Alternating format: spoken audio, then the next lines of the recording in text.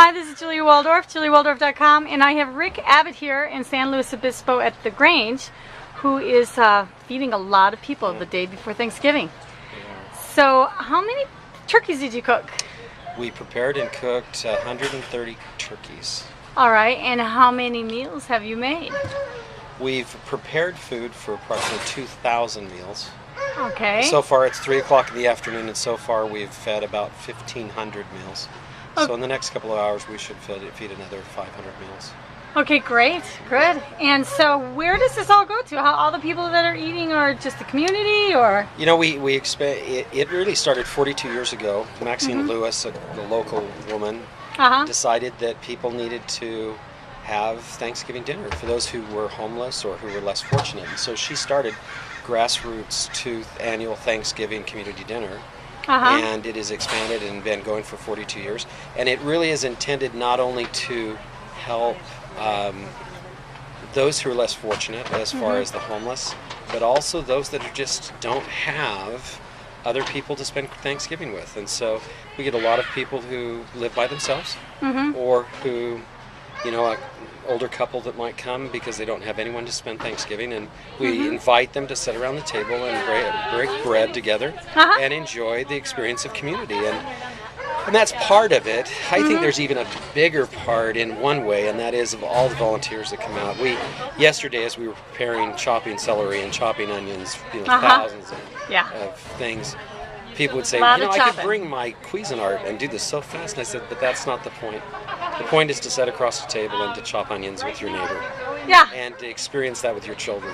And so we literally have, I would say, an estimated 250 volunteers that will come through the doors, whether it be collecting the food at the local grocery stores. Vaughn's, Ralph's, both Albertsons here in San Luis have been remarkable about allowing us to come, and on 2 days, the 2 Saturdays before Thanksgiving, to hand people a shopping list and say, this is what we need to prepare this dinner. And they go in and buy it and bring it out and hand it to us. And whether it's turkeys or a box of dressing or whatever. And then we bring it here and we spend 2 days preparing it and really enjoying the experience of preparing it. But the best part is to sit down and break bread with your neighbor and say, hey, this is a worthwhile experience to be together.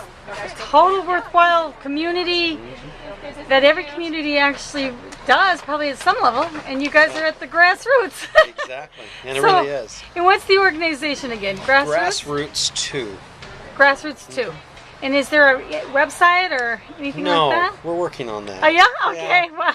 You know, it's such a fundamental group that literally this is the biggest and biggest public thing that's done by this group every year. And it gives a face to the organization. Normally, during the course of the year, they have people that, you know, fall through the cracks of other organizations. And so those organizations will call up Peggy Fowler, the director, and say, can you help these people? And she can, because, you know, her hands aren't tied by anything, and so she can help whoever's in need and doesn't have to worry about whether or not they can, you know, they meet some standard.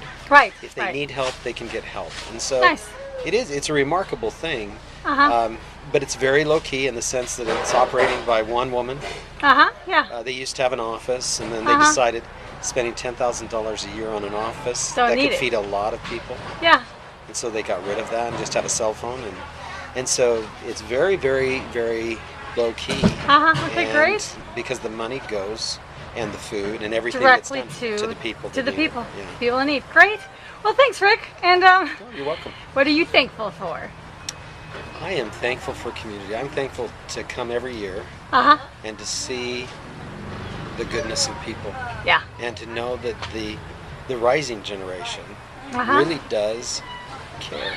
When we were collecting food, one of the things that some of the people are older that help collect the food, and some of them are younger. But the comment that was made by the older people was how generous the young people were that came. And they said, well, you know, one young man walked in, came out with 2 great big turkeys, all the things we needed on the shopping list, and dropped $100 into the can to buy more turkeys. You know, and they were just overwhelmed because usually you'd think of young people as being self-centered, and, you know, these are great group of people coming up.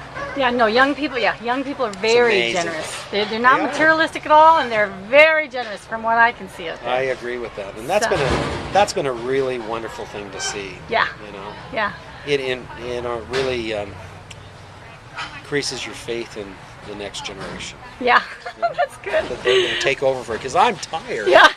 All right. Thanks so much, Rick. Have a good You're turkey welcome. day. Thank you, and happy Thanksgiving to you. All right. Ciao, ciao.